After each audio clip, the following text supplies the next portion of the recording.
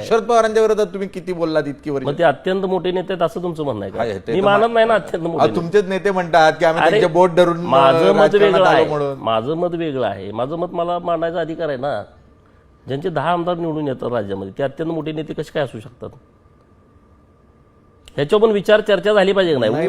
हे बघा, पवार मोठे आहेत, वयानं मोठे आहेत, त्यांनी मोठ्या पदावरती काम केलं, इथंपर्यंत ठीक आहे ना. परंतु जेव्हा आता वास्तववादी चर्चा घडत असेल तर त्यावरती वास्तवावरती यायला पाहिजे ना.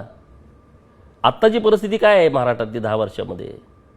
देवेंद्र फडणवीस नावाचा एक तरुण मुलगा येतोय, त्यांच्या नेतृत्वात निवडणुका होत आहेत आणि 100च्या वर सलग 3 वेळा आमदार ते निवडून आणतायत. पवारांना ते जमलंच नाही तरी पण तुम्ही त्यांना मोठे नेते म्हणतायत. त्यांच्या मी नाही बरोबर म्हणत, तुम्ही म्हणजे कोणी म्हणत असतील त्यांच्या त्यांचे. बारामतीमध्ये नरेंद्र मोदी साहेब पंतप्रधान असताना येतात आणि म्हणतात यांचं बोट धरून आम्ही राजकारणात आलो, हे आमचे गुरु आहेत. हे शब्द कोट अनकोट नरेंद्र मोदींचे आहेत, माझे नाही.